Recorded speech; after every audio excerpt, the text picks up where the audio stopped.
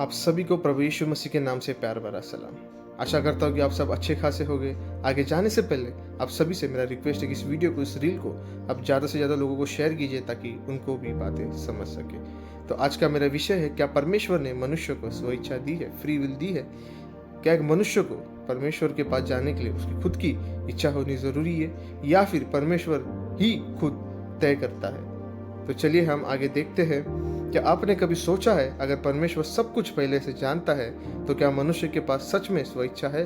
और अगर स्वेच्छा है तो फिर लिखा क्यों है कि बिना परमेश्वर के कोई उसके पास आ नहीं सकता? बाइबल साफ दिखाती है कि मनुष्य को चुनने की आज़ादी दी थी।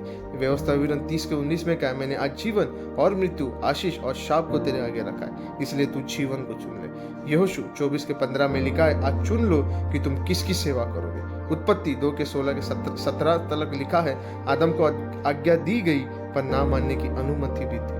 अगर स्वेच्छा नहीं होती दोस्तों तो पाप भी संभव नहीं होता। परमेश्वर ने मनुष्य को चुनने की आज़ादी दी।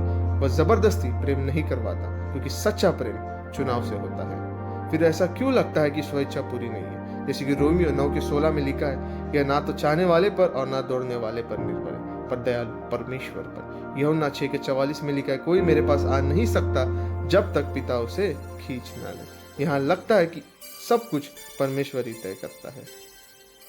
मनुष्य की इच्छा पाप से घायल है। वह पूरी तरह आत्मिक बातों को खुद से नहीं चुन सकता, इसलिए परमेश्वर की अनुग्रह की जरूरत आज हम सबको है। सच्चाई यह है, मनुष्य के पास चुनाव है पर परमेश्वर सर्वोच्च प्रभु है। फिलिपियो 2:12-13 में लिखा है, अपने उद्धार के विषय में भय और कांपते हुए काम करते रहो, क्योंकि परमेश्वर ही है जो तुम्हें इच्छा और काम दोनों करता है। परमेश्वर ने मनुष्य को स्वेच्छा दी है, लेकिन वह स्वेच्छा पाप से कमजोर हो चुकी है। इसलिए उद्धार केवल हमारे चुनाव से नहीं बल्कि परमेश्वर की अनुग्रह से संभव है। हम चुनते हैं पर परमेश्वर राज्य करता है। तो हमें आज क्या करना चाहिए? यूहन्ना 15:5 में लिखा है, मैं दाखलता हूँ, तुम डालिया हो, मुझसे अलग होकर तुम कुछ नहीं कर सकते। जी हाँ दोस्तों, हम परमेश्वर के अलग होकर यहाँ कहीं पर भी हम कुछ नहीं कर सकते।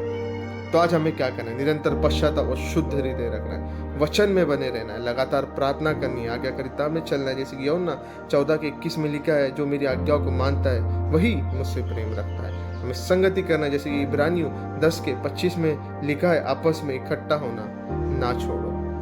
दोस्तों, परमेश्वर दूर नहीं है, हम भटके हुए हैं। जो झुकता है वही जुड़ा रहता है।